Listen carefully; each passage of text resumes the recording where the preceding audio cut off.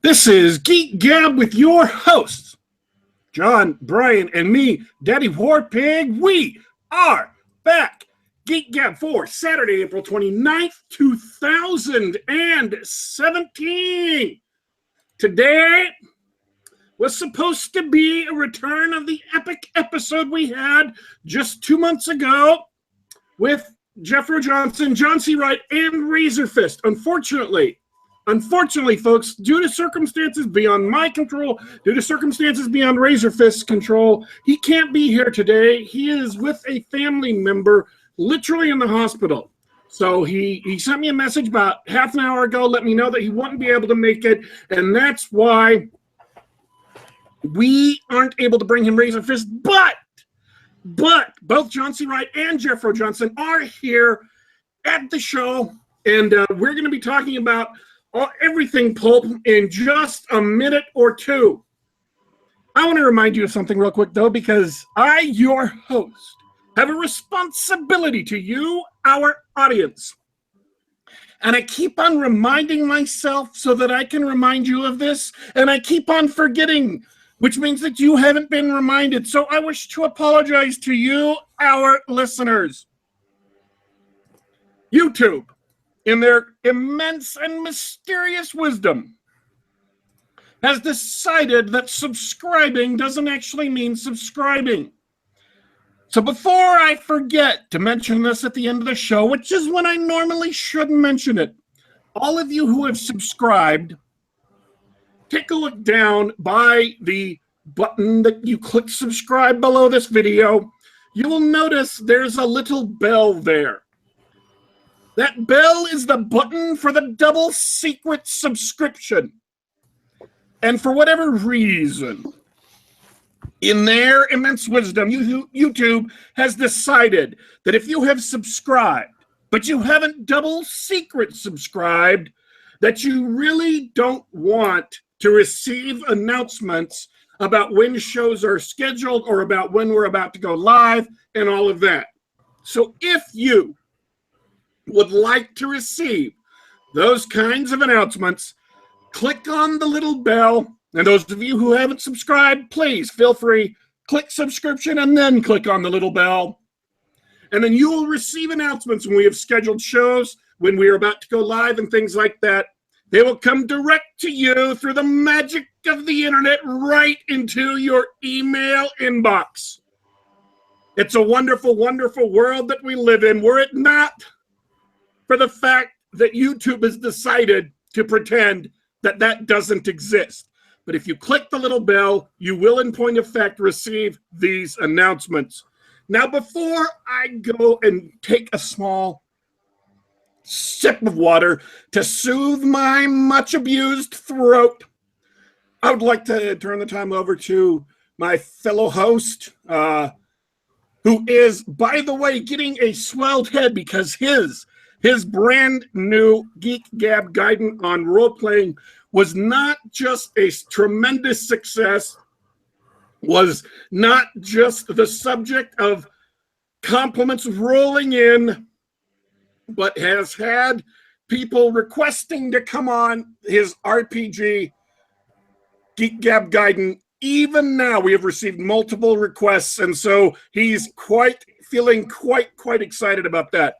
Go ahead, John, say hi. Hey, well, you said it all. We did have a great show, and I'm feeling pretty high right now, and don't worry, I'll remember all of you when I'm at the top. That's reassuring. Brian, how are you? Oh, I am taking a break from my hectic writing schedule. Working hard to come in under deadline for my first book with Castalia House, and looks like I'm going to make it. So feeling pretty good, but a little bit scattered. So we'll see how I do today. I'm going to do my best. By the way, folks, John's RPG show was so good, was so compelling, was so interesting that when Brian was forced to leave the show because of tasks he had to complete in order to finish editing 2 books, he actually couldn't stop listening to the show. He had to keep on listening all the way through to the end. His rational side of his brain was yammering at him endlessly, saying, no, we have to go. We have hard work to do. And the other part of his brain, the creative part of his brain, the excited and energized part of his brain was just saying, no, man, this is just so good. I just got to stay here, please. I can't go right now. So he stayed with us through the entire show. That's how good the RPG episode was. So if you want to go check that out, by the way, it is right now available, of course, on our YouTube channel, youtube.com/geekgab. We talk about the old school revival, old school D&D, new school D&D, and we allowed Jeffro to be as wrong as he wants about Dungeons and Dragons. Speaking of which, Jeffro is on the show. Do you want to say hi? Hey, everybody. Thanks for having me back. Really excited to be here. Can't wait to talk about Pulp. And last but absolutely not least, the most nominated human being, the most Hugo-nominated human being on the planet, author John C. Wright is on the show. Gentlemen, it's a pleasure to be here. I did not see your famous RPG show, unless that was one I was in, because I didn't click the little button that looks like a bell to give myself information. You're talking about a different show, aren't you, or is that the one I was in? Yeah, we talked Thursday night. It was a special sort of off-schedule show. Daddy Warpig called it a guide-in. See, now I've missed the magic, and all the listeners who don't click the little bell-shaped icon to get notifications may be in the same boat, sinking boat as I was in. Hey, John, how many Hugo Awards do you have? Like, what's None, your zero, Zippo. Nominations then. How many Hugo nominations? Number 6. Now, wait. Technically, one of them was shot down on a technicality because that year they enforced a rule that they did not enforce against Mr. John Scalzi. And that rule is that if you put a draft of your work online, even if it's changed when it's actually published, that counts as first publication, and that put one of my stories outside the time limit for that year. John, I've got some bad news for you then. And that is? I've got 6 Hugo nominations. Well, were they all in the same year? Not all in the same year, no.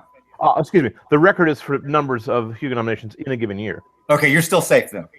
Yeah, I'm tied with another person who got 5.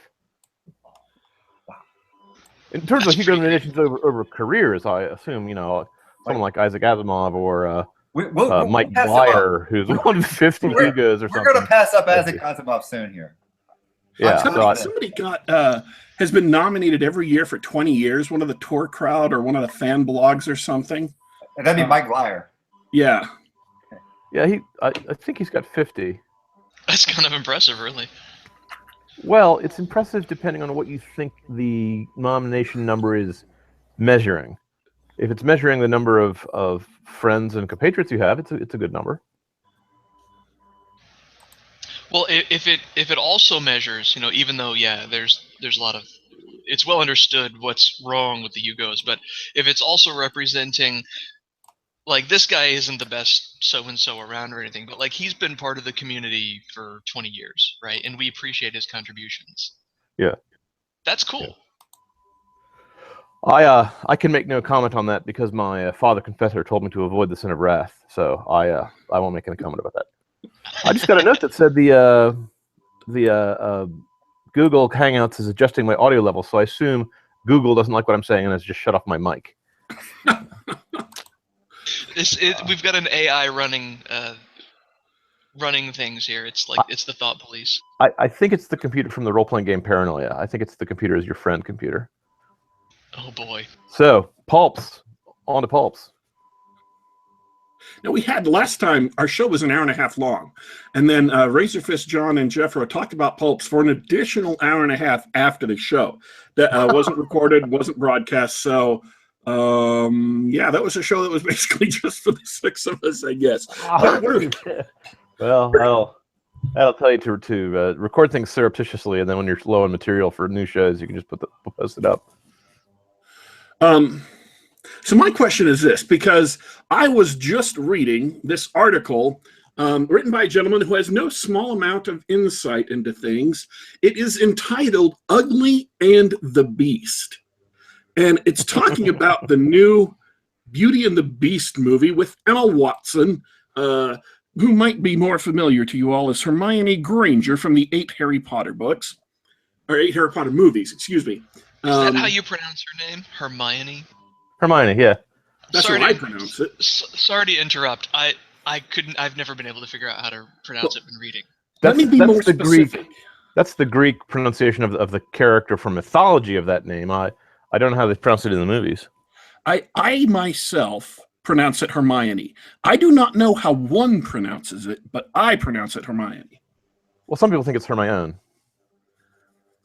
Some people are free to be as wrong as they wish. It doesn't bother me at all. No, my question is this though, because I had this pointed out to me. And by the way, folks, in case you're not getting the irony here, Ugly and the Beast is an article written by John on his blog, and the person who tied it back into Pulp Fiction is, I believe, our other special guest, Jeffro.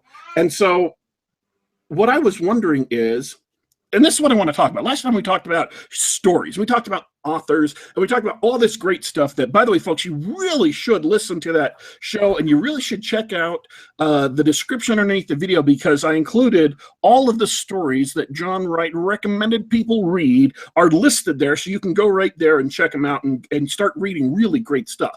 But I wanted to talk about something a little bit different today. I want to talk about, and there is someone else, by the way, who is in the process of reviewing a book that is ostensibly, John Mollison, by the way, is reviewing a book that is ostensibly about pulp. It's ostensibly a collection of modern pulp stories, and the reviews are going to be coming out in the next few weeks on the Castelia House blog. The author completely botches it. He missed pulp 100%. He's got some of the trappings, the external trappings of pulp, but misses the core. So what I wanted to talk about in connection with Ugly and the Beast is, what is it about the pulps that speaks to people that so many modern authors miss? I would say, just as a first pass, that it's the same core you just mentioned. The guys who wrote for the pulps were, of course, professional writers who were cranking out that stuff fairly quickly, and they wanted to hit the sweet spot of something that would appeal to a lot of readers and really grab them, and they had a lot of competition with each other, because at that time, in terms of popular entertainment, the radio has only been recently invented. The television didn't exist yet. And unless you were going to get a book from the library, if you wanted to read something, you were going to read a magazine. And they were all over the place. They were in the railroad stations. They were everywhere. And so they always had very dramatic, colorful, lurid covers. And they always tried to grab your attention right away. And so in order to grab your attention right away, what they did is they spoke to the simple, basic, tremendous things that every story is supposed to be about. A man rescuing a woman, a guy being eaten by a monster from Mercury, a guy wrestling with eels in a boiling lava pool on top of a volcano, secret societies, spies, trains, cowboys, airships, the things that were filled with color and excitement, exotic locations, action, adventure, horror, the strangeness of life, everything that was different than the boring little train station where you were picking it up for something to read on your way home. Now, I don't know if I'm being too shallow when I say that. I don't know if that's just too obvious a remark. But isn't that the essence of pulps, that they were meant to be popular and appealing? I think it goes more than that. When you put this into the context of what has happened, because right now this past week over at Blackgate, they put a post up. John O'Neill, the editor over there, it was about a anthology taken from famous fantastic mysteries, which practically all the authors in Appendix N that I reviewed. The earlier half of them, not before the new wave, they're basically all in this anthology. This sounds like one of the most awesome collections of stories ever. And looking at it, the ones that I have read from it, for instance, the A. Merritt story in it is The Face in the Abyss, which is one of his best stories. Yeah. It is just awesome. If the rest of the stories are as well chosen as that one, then it is really good. C.L. Moore's story from there is Daemon or Demon. I'm not sure how to pronounce that. I'm not Greek. That one is absolutely fantastic. It's something like Paul Anderson and Lord Dunsany and John C. Wright would write that tale. Very interesting, and it's also something that you cannot imagine being written after about 1980 or so, or being included in anthologies after about 1980 or so. Well, you raise a good point, because I was trying to put my finger on what the pulps were, but I didn't say what they weren't. What they weren't was straitjacketed. What they weren't was controlled. What they weren't was overly pasteurized for the consumption of a niche audience. What they weren't was pretentious. What they weren't was the slicks. But you look down at what's said in the comments, and I've caught a lot of flack because I write about these stories, and I get really excited about how great they are. And the peanut gallery comes along and says things to the effect of, oh, well, he acts like he discovered Lord Dunsany. Who is this guy that thinks he owns Lee Brackett now? But you look at the coverage, look at the science fiction and fantasy sites on the web from before Castalia House really took off, and you don't see the excitement. You'll see the damning of these stories with faint praise, if not outright psychoanalysis of the tales and the authors together in a very negative way. Yeah. So on the comments of this article about these great stories, John O'Neill over there writes that the pulps are essentially kids' literature, and that the culture that produced the pulps is the product of centuries of sexual repression, and that you get all this twisted things like men who like women. Yeah. Yeah. So there's a phenomenon. Think, the Bible is a kids' literature. What about the Odyssey? Do they think Odyssey with its giant cyclopses and so on, is that kids' literature too? What about Milton? Milton's got the angels in it. Is that kids' literature? What about Dante? Dante has ghosts in it. Is a ghost story kids' literature? What about the guy who doesn't have any idea what he's talking about? Okay, the guys writing the pulps were well-read literary men. You can't read them and not see the references they're making to things. And the sexual repression angle is just a lot of times persons of a certain political persuasion. I won't use any. Morlocks.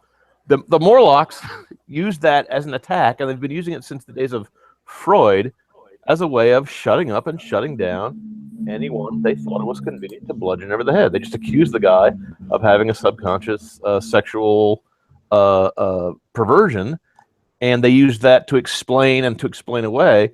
But they use it to make normal things seem odd and to make odd things seem normal. And this criticism, which is it's ubiquitous, it is in everything. You can't pick up C.L. Moore without having an introduction from this critical frame that puts C.L. Moore on a spectrum with authors that she has nothing in common with, politically and ideologically. It's because the guys who are critics of that type, the technical legal word for them is libel. They themselves have sexual problems, and they don't know how to deal with people who like stories about manly men who do brave things. And they don't know what to do about stories about beautiful women who are attracted to manly men. And they don't know what to do about normal human relationships like friendships between, let's say, Frodo Baggins and Samwise Gamgee. They don't have any categories in their minds for normal human emotional relationships, because a lot of these guys are twisted. They're not properly socialized. They're They're weird. I mean, I criticize no man for that. I'm as weird as they come. But I at least recognize what normal human emotions are supposed to be like. So when I read stories that glorify normal human emotions, I know what I'm seeing. And they don't like that. They're like Gollum, who can't eat the elfish bread, so they have to make up something about the elvish bread has buried sexual problems, and Conan's a rapist and whatever else. Lancelot is a terrible person, and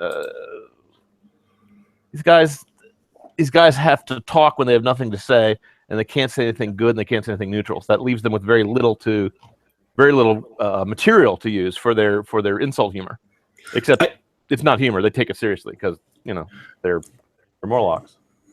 One of the things the pulps do, and I'm saying this right now because I think that the person at Blackgate, as wrong as they were, nevertheless was within spitting distance of an actual truth. If he was more widely educated or less steeped in postmodernism, he might have stumbled upon a truth that he otherwise wouldn't recommend. Let's say you're writing a story in the 1930s, and for most people across the country, a lot of things that we take for granted nowadays are absolutely unthinkable. And I want to try to explain this to those of you listening, because you have to imagine for just a second that this person grew up with an entirely different culture, an entirely different set of moral assumptions. And these moral assumptions are baked into social mores. They're baked into the expectations of your parents, of your friends, even of your expectations for yourself. And that they have a lot of effects on how you view the world, and that it is something that we as modern people can't duplicate those social mores, even if we're trying to write a story set in that time period, because very, very few of us can understand what it was like to grow up in that time. And very few of us can communicate what that was like. And even if we did, a lot of modern readers wouldn't understand it. And yet, when you read the original stories, though the side effects of those beliefs, the side effects of those habits are very, very clear. And I want to use as an example something that went up on the Castalia House blog. It's a section of text from a book called Brood of the Witch Queen by Sax Rohmer. This is the gentleman who created Dr. Fu Manchu. If you ever heard of that infamous, honorable, evil, insanely intelligent Chinese man. This is a section of text from a completely different work. It doesn't have Dr. Fu Manchu in it, but that's the character you're probably most familiar with. So I'm going to read this. This is a quote, and then I'm going to explain to you what it has that modern literature lacks, and I'm going to tell you why. Her pale face formed a perfect oval. The long almond eyes had an evil beauty which seemed to chill, and the brilliantly red mouth was curved in a smile which must have made any man forget the evil in the eyes. But when we move in a dream world, our emotions become dreamlike too. She placed a sandaled foot upon the mud floor and stepped out of the sarcophagus, advancing towards Dr. Cairn, a vision of such sinful loveliness as he could never have conceived in his waking moments. In that strange dream language, in a tongue not of east nor west, she spoke, and her sylvan voice had something of the tone of those Egyptian pipes who fill the nights on the upper Nile, the seductive music of remote and splendid wickedness. Here is what that has that we have lost for the most part between men and women in modern culture. It has been a truism for thousands of years of human history that if you become involved outside of marriage, it wreaks great financial damage, especially upon a woman. And so social mores grow up and become reinforced again and again and again because they work. because they're right, because they're practical, and they're also moral, and they're backstopped with religious beliefs. And so men and women, most, not all, obviously, there are always exceptions on the fringes.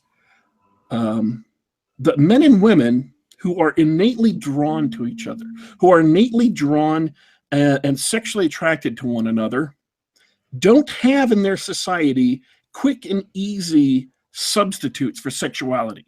They don't have, pornography and other things. And they are not going to be able to act on those impulses, on those desires, on the man feeling amorous towards a woman. They can't take action upon those by and large until they're married, because if they do, it will destroy their lives.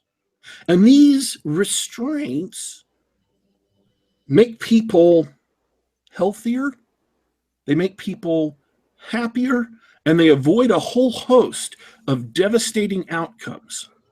And what they allow for, and this is the key that's being expressed in this paragraph, is a nearly unexpressible yearning. A yearning for something that can only exist when the goal or the object of your desire is out of your reach without making a great deal of effort to work towards it. I guess if you could think of it, think of if you've ever wanted to win a championship or you've ever wanted to achieve an award, but you haven't been able to until you can work and work and work and achieve it. Now imagine that length of work, that length of yearning, of wanting to achieve something great, was applied to finding someone absolutely beautiful and wanting to be with them and wanting to be around them. That until you went through difficult processes, you wouldn't be able to achieve that.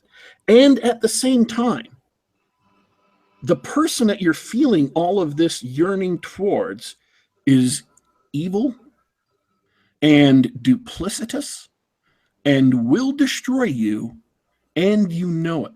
So you have all of this sexual desire, and on top of that is all of this yearning for intimacy, for conversation, for touching someone, and yet you also have this feeling of being repelled by this person, because no matter how beautiful they are, no matter how glorious their laughter, no matter how they smile or move their head, that they are wrong for you, that they will destroy you just because they're a bad person. And so all of those things are packed into that paragraph. And they're things that modern writers, for the most part, I'm not talking about every single modern writer, mind you, but they're things that the modern writer wouldn't even think about putting into the story, wouldn't even think about writing about, because that experience is so alien to them. And I was thinking about this over the last week, about what you would need to do to a character to put them in a similar situation. The only thing I could come up with is that the person would have to be so very staunchly religious that they are completely opposed to all of the morality, the sexual license and promiscuity of the modern world. And yet at the same time, that would even be different, because it wouldn't be just an assumption that you had grown up with, an unconscious attitude. It would have to be something that you recognized in the modern world, were taught was wrong, and had made the decision consciously several times over your adult life to not be involved in the morality of the modern world, even if you have the opportunity. I think you've missed a trick, because I think there's a better and clearer example of the closest analogy in the modern world to those things that are sensuous, lovely, dangerous, and unattainable. If you notice how popular paranormal romances are these days, it's because women, having been robbed of the normal male characters from modern books, who don't have any masculine characteristics, don't have anyone who is of a higher rank than they are, who is dangerous, whose emotions are violent rather than gentle, except for things like, and who is forbidden by society, except for things like vampires, werewolves, and other monsters. And so the reason why vampires are portrayed not as disgusting leeches or vermin that are dangerous to human life, but as alluring figures of masculinity, is because the vampire and the werewolf are creatures that will suck your blood if you're not careful. He will turn into a beast if you're not careful. But he is the alpha wolf. He is the most manly of men. He can kill any normal mortal who crosses him, and he's dangerous. I can't think of any female equivalent of something that would be, in a modern viewpoint, alluring and forbidden, because our whole modern point of postmodernism is to eliminate moral rules and therefore to forbid nothing, except for Christianity, of course. I mean, Christianity is forbidden, but everything else is allowed. Right. They said taking away the rules. But something like an elf queen, something that is not human and is dangerous, but is ridiculously beautiful. The evil emperor's beautiful daughter, Princess Aura, or something. An evil space princess is the closest thing I could think of. But even that still requires the moral background that Daddy Warpig was speaking of. Yeah, the rules are like a parachute to a skydiver. If you're skydiving, are you more free or less free without a parachute? So it's the devil's only lie, that these rules are external arbitrary impositions, when really they're what makes humanity work. And it's always the same lie. It's always the lie that the bridge that's been provided to you is actually a barrier. Don't use the bridge. It's getting in your way. Tear the bridge down. It'll be easier to cross the gap without the bridge. So there's something in the old stories that cannot be faked, and it's outside the scope of most people's imaginations today because of a culture gap. I think it's the difference between a Christian and a post-Christian culture. I think that romance, the way the word is understood in the modern sense, is a Christian invention, because it's a combination of the humility of chivalry and the warlike nature of chivalry. It's the idea of a humble warrior, and when you take that idea and you apply it to erotic stories, to romantic stories, you have the modern romance. If you notice that even couples who love each other, like Odysseus and Penelope in the Odyssey, don't really seem to have the kind of Romeo and Juliet attitude toward love and romance that Romeo and Juliet typified, and I would say Shakespeare basically brought to the surface. I'd say he invented the modern idea. Those two people loved each other and were forbidden because their families were feuding with each other to attain, and so it was dangerous. The danger was there. Now, I think one reason why that's, on a slightly different take on that, I think one reason why that's so appealing to any reader of romance is when you fall in love, you actually do encounter a danger to your ego. You have to kill your selfish version of yourself. The old Adam has to die so that the new you can be born in the marriage. And so something like that is also reflected in the alluring and forbidden woman. Another symbolic resonance is the nature of sin. All sin is extremely attractive. It lures you in like the worm on the hook. So I mean, the worm is real. It's just the hook is going to kill you.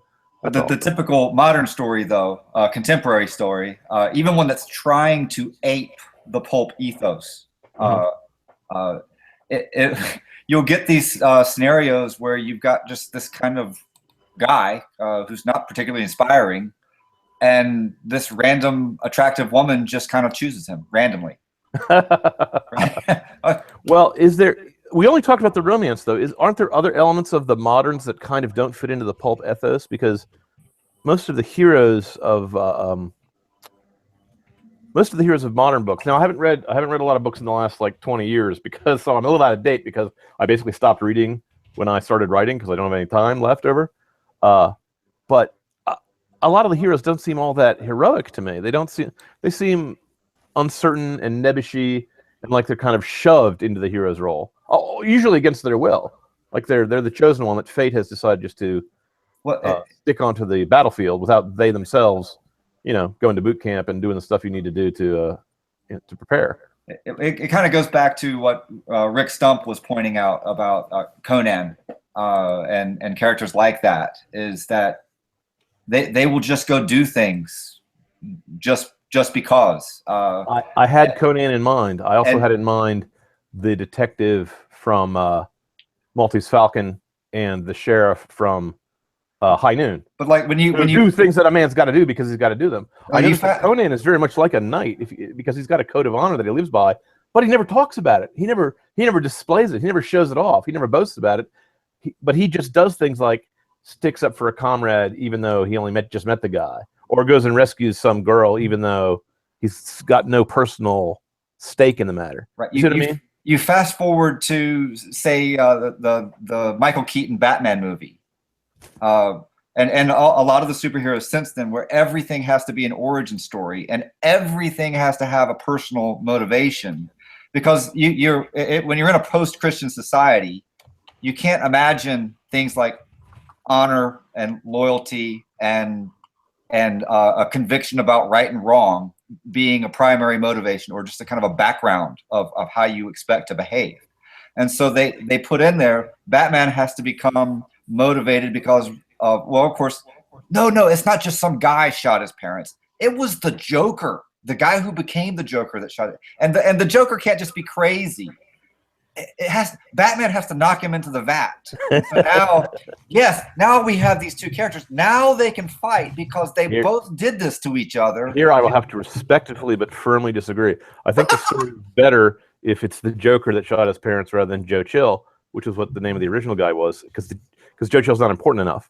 That if you're doing a revenge story, that finding the guy who killed wiped out your ninja clan in Act 1, and then you train for all of Act 2 and 3, and then you go kill him in Act 4, that's a satisfying story. So I think that what about Dr. Doom? Post-Christian, but some of this might just be the normal use of literary tropes. You add that spice to get an extra oomph out of the character.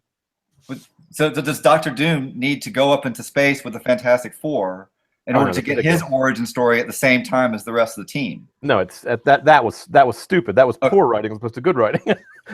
Dr. Doom is jealous of Reed Richards because he blew his face off because he was trying to outperform Richards and couldn't do it.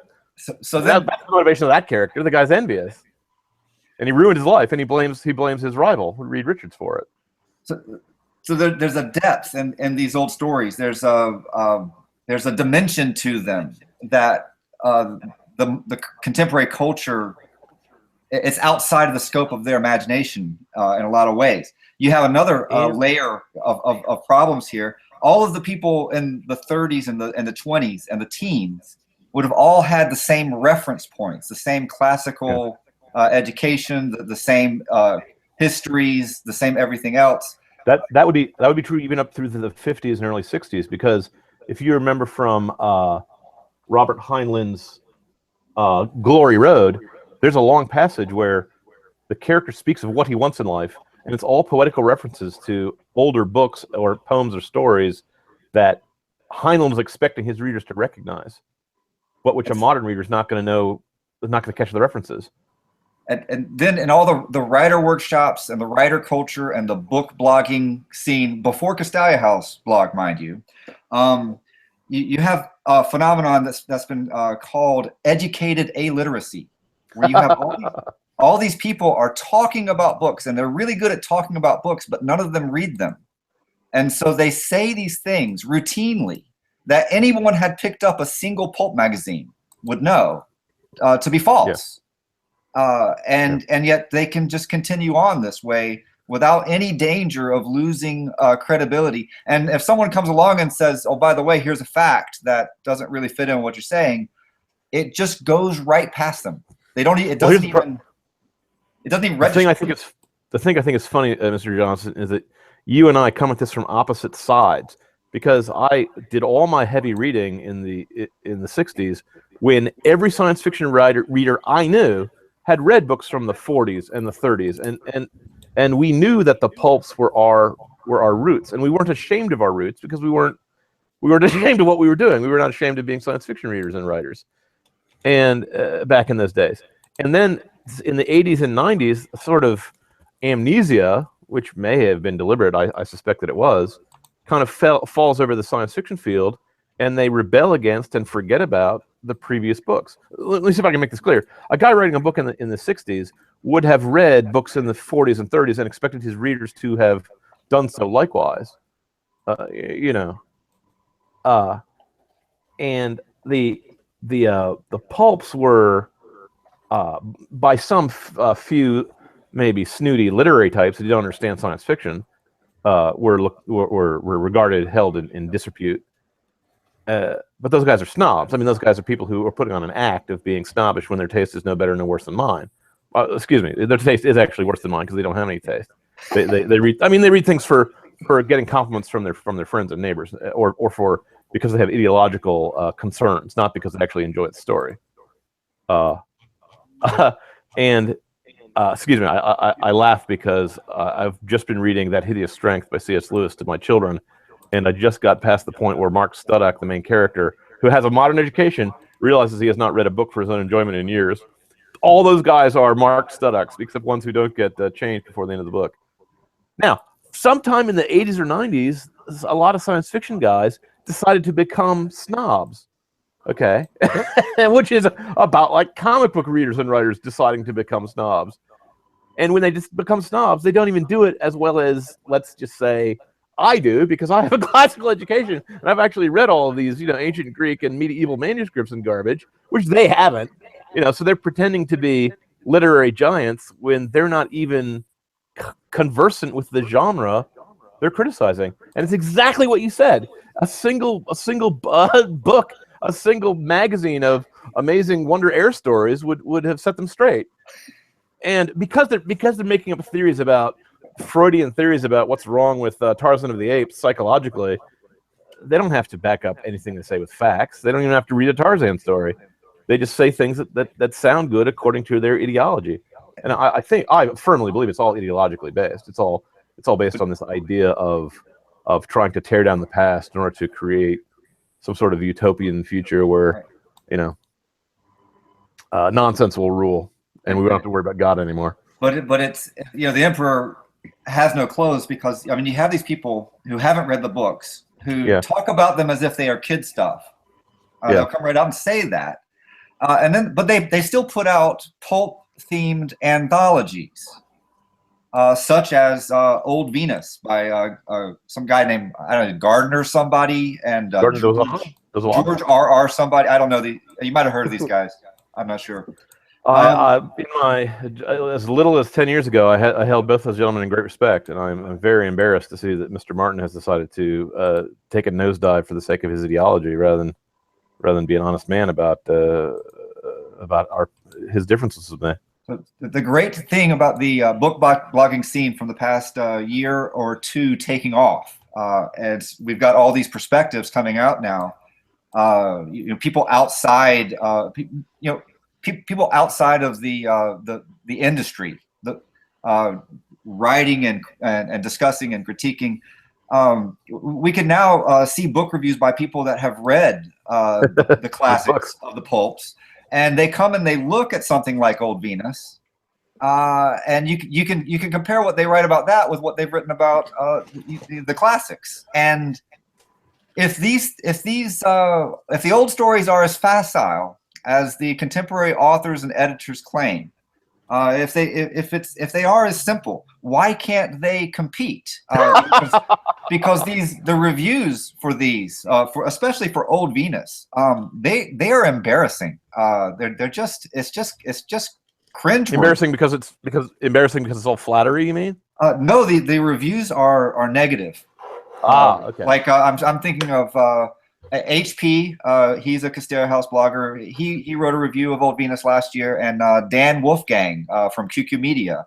He made one in the past few weeks here on that book. What he's saying, John, is that the people who have come to book criticism that are posting on the web in the last year, that's when they've come to book criticism, have read the original pulps, and when they look at a book that's supposed to be modern pulps, they're scathing because they just can't match up. Yeah. These guys these moderns have spent their whole careers mocking honor and mocking courage, and then when it's their turn to write a story about a hero, they don't know what it is. They wouldn't recognize one if it hit over the head. Yeah, that's clear enough. So is it possible for anyone who's modern to write a story that evokes the spirit of the pulps? I'm not talking about duplicating it exactly, and I'm not sure that would ever even necessarily be as successful as writing something that can speak to modern audiences while still evoking all of the essential elements of the pulps. I'm going to go out on a limb and say writers are very subtle creatures and we're sneaky. So sometimes we can write things that we ourselves don't understand what we're doing. But I will also say, on the other hand, so I think it's theoretically possible, but I would not bet on it, because modernism, postmodernism, and post-Christianity are specifically attempts to flatten the worldview of the writer and the reader. Postmodernism is an attempt to halt the process of doing philosophy, of thinking deeply about things. Modern sexual relationships are an attempt to halt the romance of marriage and the beauty of the differences between men and women, between the sexes. All the attempts to liberate people from binary genderology, or whatever the insane buzzword is of the madness that's overcoming the world these days, those things are all attempts to make complicated, deep, profound human issues into shallow surface features that an idiot monkey could understand. So when you get people who are deeply seeped in the modern worldview, they're deeply seeped in shallowness. They have a profound lack of profundity. So for them to attempt something like even the example you used, which is fairly simple, a woman who is beautiful in her smile but evil in her eyes, that requires at least 2 levels of thinking, of the surface and the depth. Okay, on the surface she's beautiful, in the depth she's evil. A shallow person can't grasp that concept, that the inward and the outward appearances might not match. That's why the Beauty and the Beast article of mine that you referenced earlier at the beginning of the episode, that's why the modern people couldn't do it. They couldn't grasp the concept that the ugly man might actually have the soul of a prince, and the prince-looking man might actually have the soul of a monster. Even though they did a paint by numbers, step-by-step version of the older story, which comes from the that's even older than the pulps. That's even more respectable. That comes from fairy tales. I mean, that comes from old wives' tales. So I will say that in theory, a modern guy, if he was cunning, could do it. But I don't think a modern guy who was loyal to modernism could do it. Right. The problem is when you've been cut off from the roots and you don't know it. The people who have been cut off from the roots and that aren't aware of it. There's a blogger, Dean McSmith, who has come in and he's read almost like 3 Appendix N books a week for a while. And it's interesting. It's interesting watching the reactions from the people that are doing this. I raved over Jack Vance, and I took a lot of heat for being critical of Zelazny for some of the cultural shifts that were happening in his work. He deserves, because Jack of Shadows is a great book. And that's fine. I took that heat and I praised Vance to the sky. And then I watched these new guys coming in. I assume they're 10 years younger than me or so, maybe in their early 30s, late 20s, somewhere in there. They get a hold of Robert E. Howard and Edgar Rice Burroughs, and which I thought would be a hard sell. I thought that would be something hard to persuade people to get into, because maybe that's just my taste. But there's a lot of these people. There's a significant audience of people who like undiluted heroism. Yeah. And they love it. And when they come off of that high and pick up Jack Vance, whom I love, and Roger Zelazny, whom John C. Wright loves, they aren't into it. It doesn't punch the same buttons. That's not what they're looking for. And it takes them a lot longer to gain an appreciation of what was happening during the New Wave period. Similarly, keep in mind that Zelazny and Vance were both doing kind of tongue-in-cheek commentary. Neither of them wrote heroic characters. In fact, Zelazny went way out of his way to make as cynical an anti-hero as he could in a character like Shadow Jack or a character like Corwin of Amber. And Jack Vance is always writing rather bitter, tongue-in-cheek kind of film noir fantasies with his dying Earth and such. Right. So I am not surprised that fans of Howard and Edgar Rice Burroughs don't really care for those two guys, because they're about as opposite as you can get and still be inside science fiction.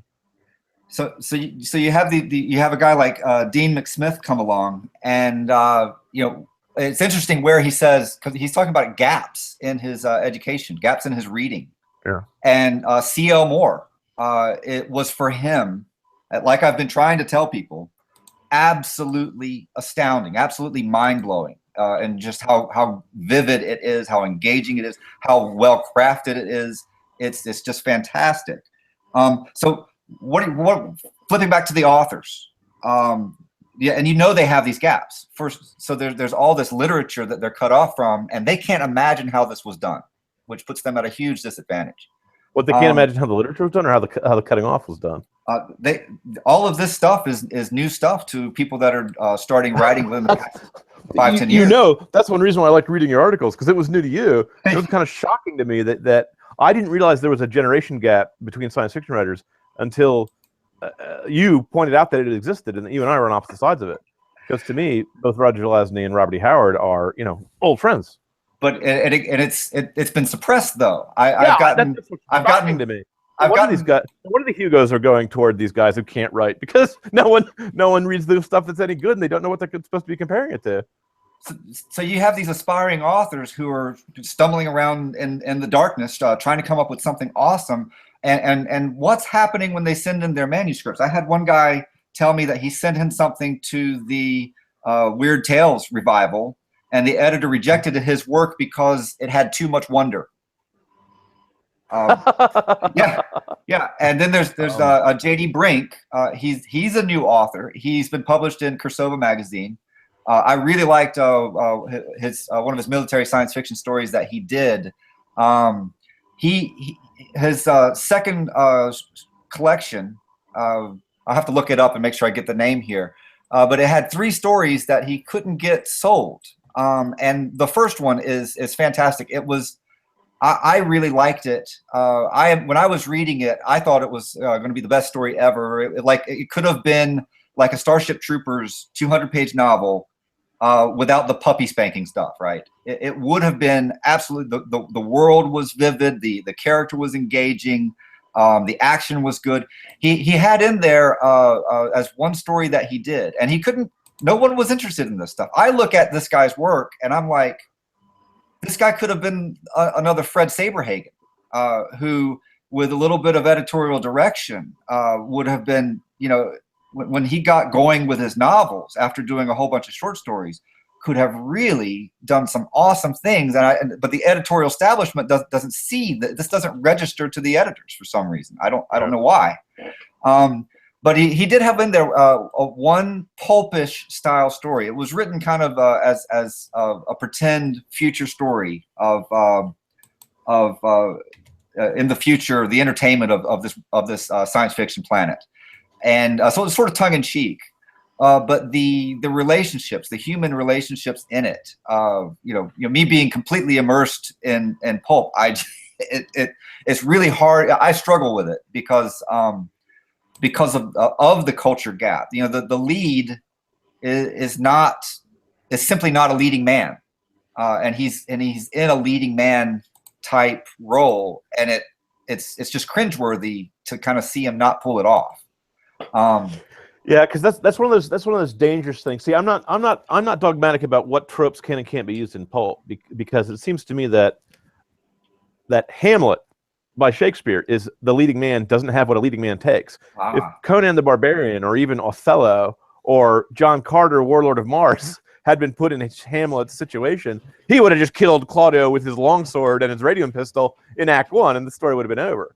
So while there are times when you can get away with having a nebbish as your main character, in fact, Edgar Rice Burroughs did that in his book Cave Girl. This guy who's completely not heroic gets thrown back into the past, or excuse me, not thrown back into the past, but he encounters a primitive tribesman. So be that as it may, but I have such sympathy for a guy who doesn't even know what he's been deprived of. And that's exactly what aggravates me, is that I think this was done deliberately. Yeah, I think this was done by the social mavens, by the same guys who ruined the Slick magazines back in the 30s, and that was done deliberately. There was I can't bring the guy's name to mind at the moment. Dave Wolverston of a science fiction writer wrote a wonderful essay on this point, where he pointed out that the social movements in the late 19th century and the early 20th century, as a matter of deliberate policy, decided to write stories not about heroes, not about Oriental secret societies, not about train wrecks, not about airships and voyages to the moon, but about ordinary people doing ordinary things that you could read about in a newspaper. And this was done as part of the communist worldview and mindset, where they were trying to glorify the working man and to show that the falsehood of the Christian worldview, of the surrounding Western culture, which does romanticize romantic things. I mean, it basically does. And so all the action, wonder, and adventure that used to be in mainstream stories, I've mentioned Homer, I've mentioned Virgil, I've mentioned Milton, I've mentioned Shakespeare. Shakespeare had witches in his stories. He had ghosts in his stories. He had the fairy king Oberon in his stories, in addition to having historical figures like kings and emperors and so on and so forth. And he didn't write about ordinary things happening in an ordinary way to ordinary people. And somehow the extraordinary got moved into, got driven underground. And it surfaced again in the most unlikely place possible, which was the pulp magazines. The reason why I am an admirer of the pulp is because that's where all the storytellers went when they were driven out of academia by the snobs. And they told real stories, and we should emphasize, they told them in a short fashion because the competition was fierce and the page count was limited. So they could not take a trilogy like I take to tell a short story. They had to tell it in a short story. And that gives you imposes a discipline that many moderns, present company of myself included, lack. Yeah, everything written after 1980, to me, for the most part, particularly novel series, all of it feels like the television series Lost to me. When you compare it to Robert E. Howard and C.L. Moore, they were tight. Those guys were tight writers. It feels like I am not getting a payoff. It feels like no one knows where they're going with this, and there's just no artistry to it. It's just this, like okay, so you kind of make me sort of like this character, and then you kind of sort of kill them off in a dramatic way. You're not going anywhere with this. There's no story here. Mm-hmm. It's all tease, no payoff. And that's what Lost was. Now, I did look at, when I was doing Appendix N, I would occasionally, a lot of people told me, read something after 1980, read something 1980 after 1980. And, when I've got unread Lord Dunsany books, it's like, why? I don't see why. Get the Dunsany books that have the Arthur Syme illustrations. They add so much depth and character to the stories. They really make it come to life in your imagination. So I would peek up every now and then just to see like a story from Asimov's magazine appeared in Clark's World, and it was so juvenile. Everything that they say about the pulps, it was pathetic. Shallow. But that's my point. The pulps are actually deep, and these guys who pretend that they're deep are actually shallow. They're shallow people pretending they're deep. They're stupid people pretending they're smart. They don't know how it's done. See, it's driven by envy. A lot of these guys. Now, I'm not saying all modern writers by any. I'm not saying they're all shallow and stupid, but I'm saying the snob, the guy who tries to put on airs of being superior because he likes stories with stupid endings. That somehow gives him a halo of being a saint. Like he can somehow see things that are imperceptible to you. Well, some of it's just a difference in taste, and some of it's a difference of what kind of mood you're in. But some of it is just chicanery. It's just an act, a put on that they put on. Right. I was gonna say, when you talk about things having no payoff, I was very amused and pleased when the author Jack L. Chalker was quoting a review of one of his books, and the reviewer thought that Chalker did not know where he was going to go. He thought he'd painted himself into a corner. He thought there was not going to be a big payoff. And Chalker, as he was telling the story, throws back his head and laughs and says, "I outlined my books. I've already written the end of the book. I know exactly what's going to happen." So the pros do their homework. They should be able to pay off with a satisfying payoff. You know, if they can't, they're not doing their job. They're not giving the reader his money's worth, his hard-earned. And we're competing, by the way, that we're competing for the reader's beer money. We're competing for their entertainment money, and that's more precious than money spent on groceries, because that's your fun money. You know, we had better have good payoffs in our stories. We had better give the readers what they want. Otherwise, we're going to be out of a job. And worse, who cares about being out of a job? Otherwise, we're going to insult them. We're going to offend the trust that they put in us. We're going to betray their trust. So if excitement and wonder got driven out of serious literature and ran to the pulps, where did it go when it was driven out of science fiction and fantasy?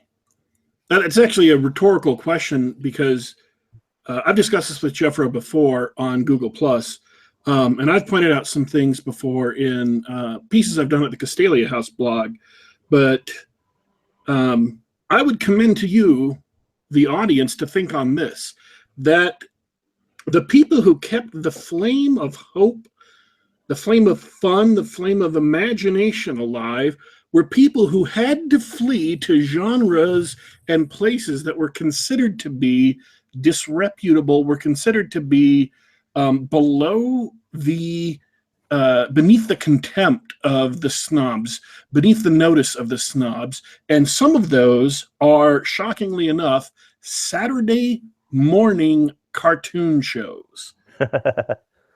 In the 1980s. I'm not joking. Absolutely, I am not joking. No, I'm laughing because I'm agreeing.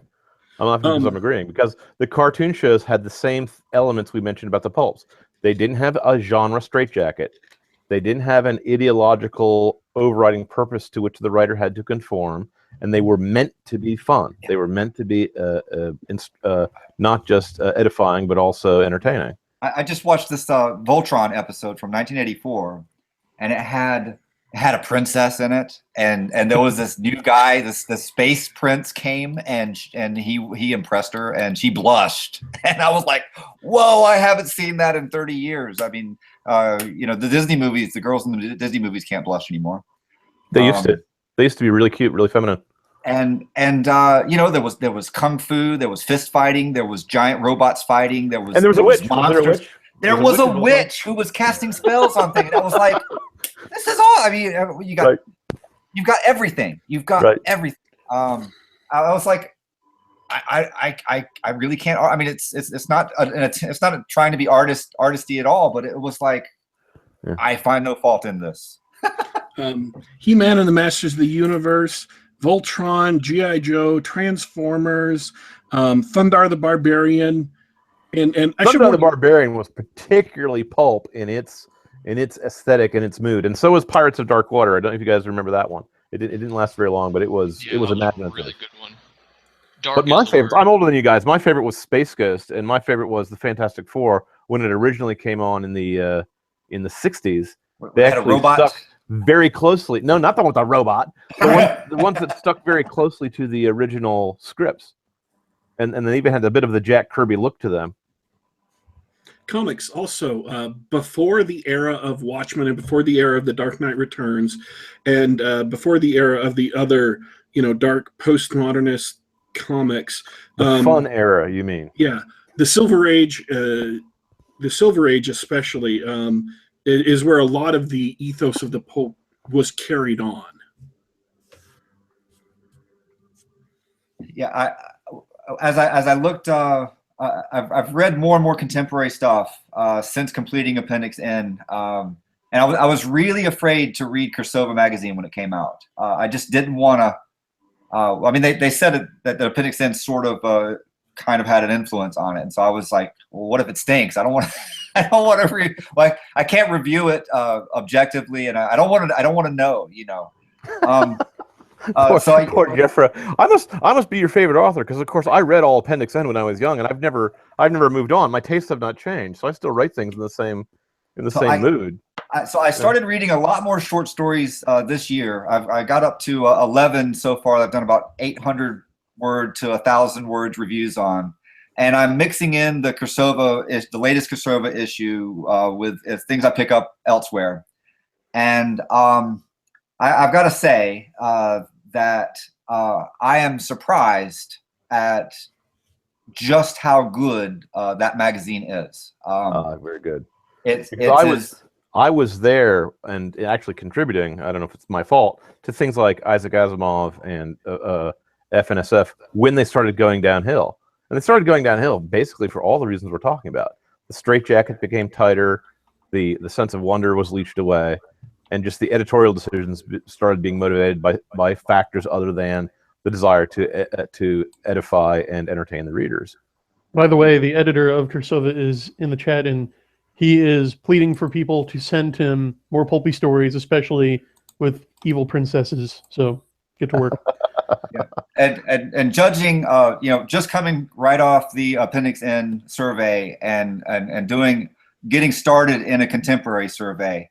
How good is it? Where are these authors? I'm placing them as better than a Charles Offutt anthology from the 70s.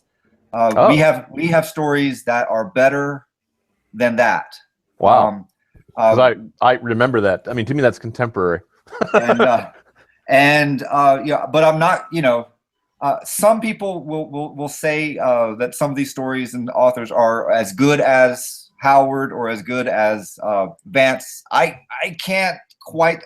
I'm glad people are that excited, but it's sort of in that range, which is when you look at people like, say, Jim Fear 138, who the only place he had was Lightspeed, and he's getting these stories and listening to story after story for the one pretty good story out of 40, so to kind of scratch the itch. For guys like that to come in, and guys like the Mixed GM, people that think that science fiction and fantasy is basically dead and not serving them at all. For these guys to come in and get a magazine where the stories are at this caliber, it's a really huge deal. A lot of science fiction is dead. I just to use one small example from my life, the first story that I ever got published in an anthology was in an anthology, and mine was the only story that took place in outer space of the 13 or 14 stories that were in there, except for a story by Ray Bradbury, who had donated one to the anthology. So he and I were old school, and no one else was. So yeah, I had an Isaac Asimov. I have to say, Jeffro, you ought to do what I was trying to do, and time did not permit me to do it. I got a box of books from the Lynn Carter's adult Ballantine fantasy series that really formed the backbone of the fantasy movement in the 70s. Oh yeah. And I was planning on trying to do one periodically and write up a review for the Castalia House blog, and I just don't have time to do it. So after you're all done with Appendix N, you should try another book of looking and seeing what Lynn Carter did for the modern fantasy genre, because I think he is to fantasy what John W. Campbell Jr. is to hard science fiction. I considered doing that, but I figured my lack of a classical education would kind of show through a little more. There's actual literature in that. It's some serious stuff. Oh, the Nightlands by William Hope Hodgson. I don't know if that counts as literature or not. No, I'm partly kidding.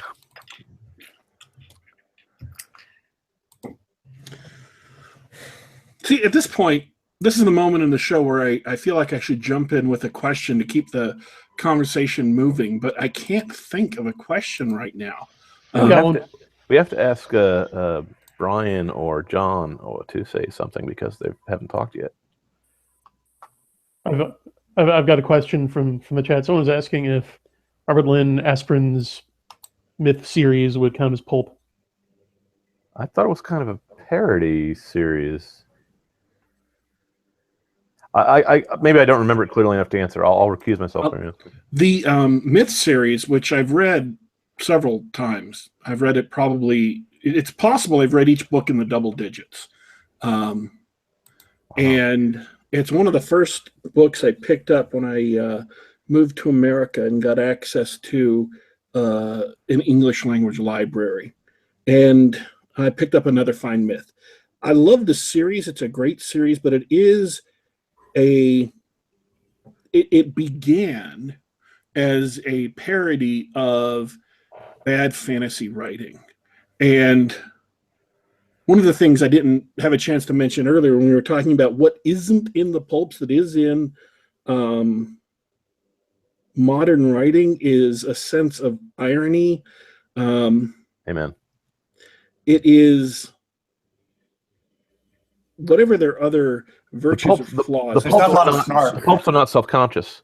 Yes. Whereas a show like Shrek is supposed to be ironic when it approaches fairy tale materials, whereas the animated Beauty and the Beast, the original one, which we mentioned before, is not ironic. It's supposed to capture the magic of a fairy tale. And likewise, the pulps were supposed to try to capture the excitement and the color and the action of the railroads, the Old West, the sailor stories, outer space stories, and weird tales. Yeah, I get questions like this all the time, where people hear me talking about the pulps and they have their favorite series, and they don't read things before 1970 or so, or 1980, and they really want the thing that they like to be as cool as what I'm saying the pulps are, and this kind of question is inevitably going to lead to hurt feelings. It's not going to work. I could go into why, but that will hurt your feelings even more. I don't know who this is. I'm just speculating here. This has happened repeatedly. You really need to go read A. Merritt's Dwellers in the Mirage. You need to read the best of C.L. Moore. You need to go and experience some of this stuff, because until you do, you simply can't imagine how different it is. And if you're picking out some things in what we're describing and saying, oh, I see some superficial similarities, I see some, it's not that different, is it? Is it? My stuff is that cool, isn't it? It's not. Daddy Warpig in his essay, I forget what the name of the essay was, pointed out that it's like the difference between painting in grayscale, painting with pen and ink, and painting in full vivid colors. It's just a difference that's remarkable. And I think, tying it back to the cultural issues, when I go to movies now and I see these characters, and none of them are likable, because the things that make characters likable and that make you care about them, and that make you want to see them get married and reproduce, those kind of feelings, they're just not there. We have a culture that can't imagine the things that go into that. That's why superhero movies are so popular, and that's why their popularity is dropping, by the way. The superhero movies are popular because they came from 1960s. All of those characters were made up in the 60s. Okay, even the raccoon from Guardians of the Galaxy. They're all 60s and 70s characters back when the guys writing the books read the stuff from the 40s and the 20s. So they put normal human emotions into their stories and the simple basics of heroism. And people were so tired of we don't make Westerns anymore, so we don't have any story that confirms the American value of a man with a gun who has to violently make sure that law and order prevails, because if he doesn't, no one will. That's kind of the basic Western, Old West view of America. We're supposed to be a country of self-made men who go out into a wilderness and make our own lives for ourselves without blaming other people and without depending on other people. That's the mythical character of America, without speaking about the historical reality or not. And superheroes had that for a long time. And when I say for a long time, I mean once it's popular, the snobs, the social justice warriors, and the other parasites try to move in and turn the energy and the excitement toward their purposes, which is to drain energy and excitement out of stories, because people filled with energy and excitement are not easy to rule. But C.S. Lewis saw this trend. He predicted what was happening on the educational side in The Abolition of Man. Yep. And it went to work then. This is like in the 30s and 40s when he's observing this. Yep. And by the time the 70s rolled around, and you had Alexander Solzhenitsyn explaining some of this, he was like a modern day de Tocqueville, looking at American culture. And he diagnosed America then in the 70s as not being able to imagine courage anymore. That was the end goal of The Abolition of Man. And now we're sitting on top of another 40 years of that being cut out from under us. So it's more unimaginable than you think, and things went sideways far earlier than you can imagine. I've been taking some heat at Castalia House blog for people are claiming that they're rewriting the science fiction and fantasy narrative, but we're not. We are not rewriting the narrative. No, they're the revisionists. They're the ones who don't see where the roots of these things are. And even when C.S. Lewis was writing in the 40s, when he wrote Abolition of Man, it was still during the war years, by the way. Those things intellectually had been hanging around since before the time of G.K. Chesterton, a generation earlier.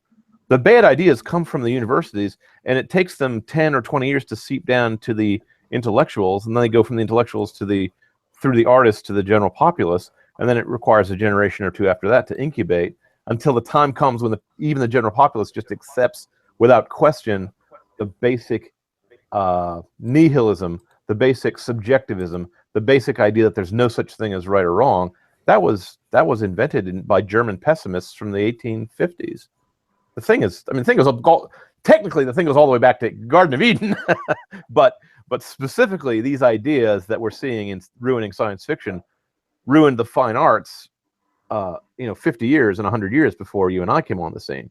Right. And these authors that we are talking about from the 19 teens, the 20s and 30s, these are quite simply the science fiction and fantasy canon. They defined the field. They worked out what it was, what we would think of it as being. They are it. And the narratives that you see in LA Review of Books, a lot of blogs, things like that. The narrative is that Mary Shelley woke up one day and invented science fiction. A few decades later, there was a couple guys, Wells and Verne, and then it skipped up to John Campbell and his three awesome people of the Golden Age, the so-called Golden Age. Most awesome of which A.E. Van Vogt is never remembered as one of the big three. But Asimov, and so it's just everybody. It's Asimov, Heinlein, and Clarke, and then there's like a big push against that. Those are the guys that are seen as pushing the women out of science fiction, and so that's the story where they get that from. I'm old enough to remember when Robert Heinlein was regarded as the biggest friend of the feminist movement that was in science fiction, because like most libertarians of that day and age, he was perfectly in favor of all the things that feminists of that day and age claimed to be in favor of, which was the Orwellianly named sexual liberation movement. And I just have to put in a word for Heinlein and Asimov and Van Vogt. The Hemingway became popular because of the experimental methods of writing that was popular among the literati the generation earlier. His was the only one that caught on with popular readers, and certain types of hard-boiled detective stories adopted his method of writing, trying to write in a more the way real people talk and less the way Victorian gentlemen talk, if you see where I'm going with this. Heinlein adopted that same knack into science fiction, and that's practically all he is. That vaulted him to the #1 spot, his ability to do that, because it makes for really easy, really entertaining writing. But in the same way I dismiss the snobs who look down on the pulps, I also dismiss the snobs who look down on hard SF for not being pulps. It's not pulpish because it's not meant to be pulpish. John W. Campbell Jr. was trying a different approach. Anyone who's boasting about the scientific accuracy of his story is free to boast if he wishes. I boast myself about the scientific accuracy of my hard SF. But it's not a reason to look down your nose at a guy who's not doing that, because he's trying to... It's like the difference between Roger Zelazny and Robert E. Howard. They're trying for different effects. There are guys who photograph things in black and white to get black and white effects you can't get in color. And there's guys who do it in color because there's effects you can't get in black and white. See, things were going so well until 3 minutes ago. Because you don't like me calling you a snob? Yeah. You'll get used to it. No, the whole thing with when you look at the context of having Stanley G. Weinbaum, old style Jack Williamson, A. Merritt, and Edgar Rice Burroughs, those guys, and even H.P. Lovecraft would have been defined as science fiction. Robert E. Howard's Conan stories have science fiction elements in them. Sure. The move, the generational shift that happened in the wake of Campbell, it was not just a redefinition of science fiction. To create a golden age then, the pulp authors had to be torn down first. The whole literary movement was predicated on that. Second, no, that's true. Second, I mean, there may have been guys, writers who said that or who claimed that. I'm thinking of Damon Knight, and Damon Knight is a snob. But there's also writers like A.E. Van Vogt who didn't have any problem with writing very pulpy style stories, and had no problem with writing with hard SF, and had no problem with getting a sense of wonder in their stories. But secondly, those guys are where a popular conception of science went from being just another form of knowledge that you would use in your stories to make it more real or more realistic or more interesting or more plausible. They are part of a cultural pulse that is identical to what you see in guys like Carl Sagan, Neil deGrasse Tyson, and Bill Nye the Science Guy. It wasn't just science as no, they were definitely trying to glamorize science. There's no question. No, I agree with you there. I have to interject at this point because we are getting down to the last 6-7 minutes of the show. I apologize for having to cut the discussion off. We'll have to have this discussion about snobbery against hard SF at some other time, I guess. Can I get a question in? Yeah, do we have any other questions from the audience before we start wrapping up? We do. Dr. Jeep asks, can hard SF elements coexist in a pulp story? Read my stories. What a ridiculous question. I feel personally fun. Yeah, read my stuff. That's I do it. I do it all the time. So does A. Van Vogt. I see the hard SF phase to be inherently anti-heroic. Humbug. Even looking at something like, say, Philip K. Dick's The Man in High Castle, it's part of a generation of people who didn't have the kind of talent that a guy like A. Merritt did, who was content to create science fiction, fantasy, and horror and weird tales on the side as part of his, as just a side job of his real career.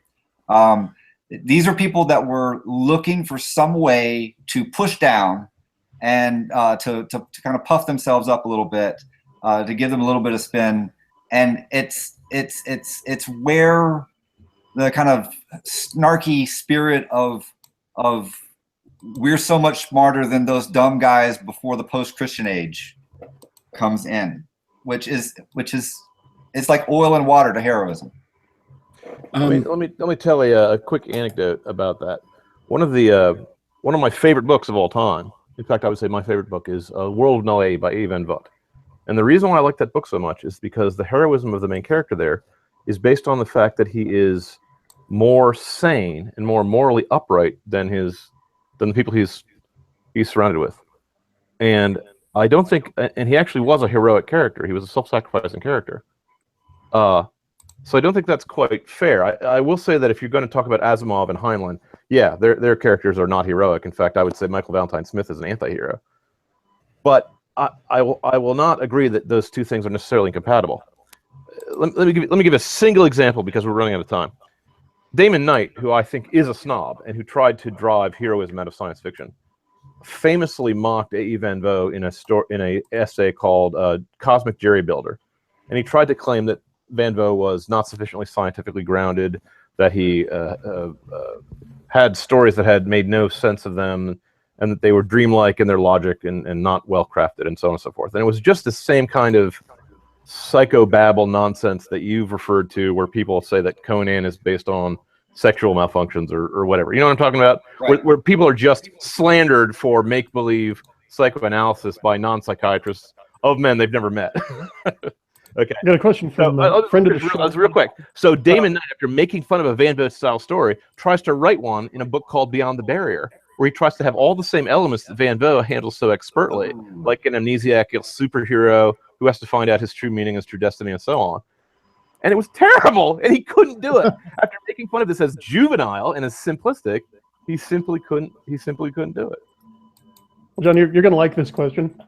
Friend of the show and author Jeff Dunteman asks, is Keith Laumer considered pulp? I don't think he wrote anything in that time period, but no one's gonna. I don't think anyone's gonna claim that Keith Laumer was not writing rather heroic characters who were completely masculine, and that he did have lots of color and action in his story. My favorite time travel story is Dinosaur Beach. I think he covers all his bases there. So I can't answer the question because I'm not sure I understand now what you guys think pulp is. Because I certainly also don't think that Keith Laumer wrote stories where the heroism was squeezed out by some desire to have your science be more or less correct. All right, we are out of time. So before we take off, and before I go into my closing spiel, is there anything that Brian or John wanted to say?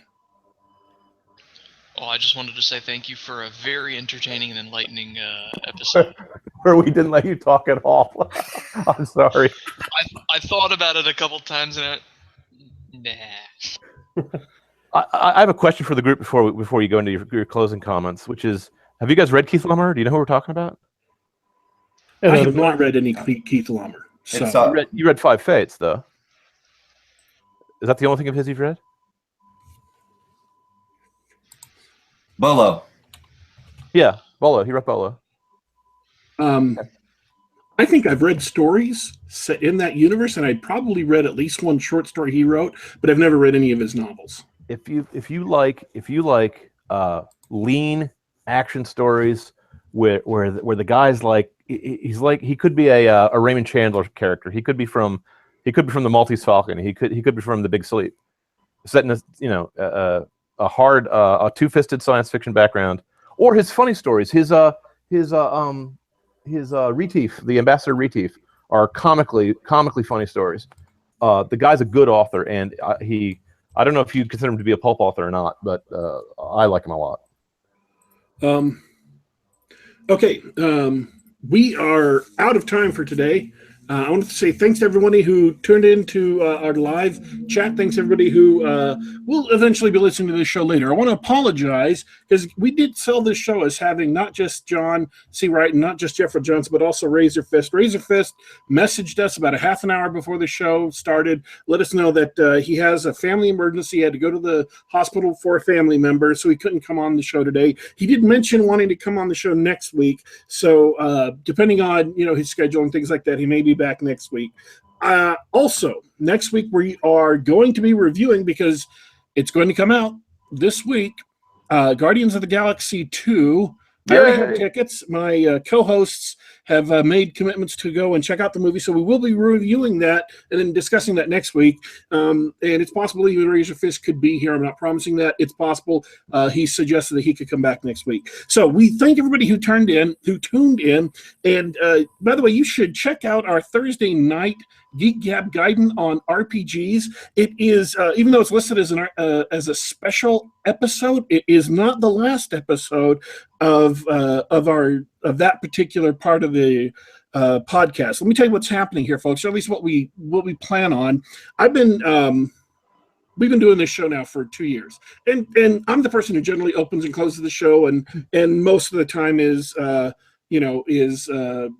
in charge of steering the show. But both John and Brian have a lot of other subjects that they can discuss, that they want to discuss, that brings out their particular knowledge and expertise. They haven't been able to discuss at the show because this is not a brag. It's not even a humble brag. We have so many really good guests coming on the show that it's really hard for us to do shows like we used to do in the beginning, where we would just talk about Dungeons & Dragons campaign or just talk about writing advice. So, and some of your guests talk too much.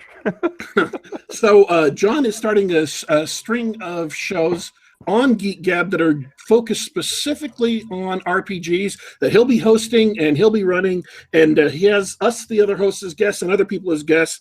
It's all his baby. He gets to run with that. And the Thursday show was the very first one of that. It went really, really well. People were really excited about it, really enjoyed it. So if you like OSR, if you like Dungeons and Dragons, if you like tabletop role playing, check it out. It was a really good show. And then Brian is planning, but has not scheduled just yet, shows about books and writing advice and things like that. And then he will also be having his own guests that he invites on the show to talk about that stuff. So we're looking forward to that. We're looking forward to continuing that. And of course, we'll be doing the main Geek Gab probably every weekend or so. And we're starting a network here. You can check out Geek Gab. By the way, if you're listening to the show for the very first time, you can check out Geek Gab on youtube.com/geekgab. You could also do a search for Geek Gab on SoundCloud, on the iTunes Store, and on the Google Play Store. You can subscribe to us as a podcast and get it automatically downloaded to your computer to put on your iDevice or your Android device. We are set up to cover everything. Or if you want to get the notifications through YouTube, be sure to click on the subscribe button and then click on the little bell so you are in our double secret subscription where you actually will get email announcements of the shows going on and starting so you won't be late. One of our author friends of the show today was an hour late and he was sad. I'm not making this up, folks. This is really actually happened in the chat in the last 15 minutes. Very sad because he wasn't able to catch the first hour of the show because YouTube doesn't send you email announcements if you haven't double secret subscribed. So please click on the little bell, double secret subscribe, not for us, but for you, so you get those announcements. Thanks everybody for tuning in. We are signing off for today. We will, of course, for those of you that are sad that the show is coming to an end, I just want to let you know we will be back.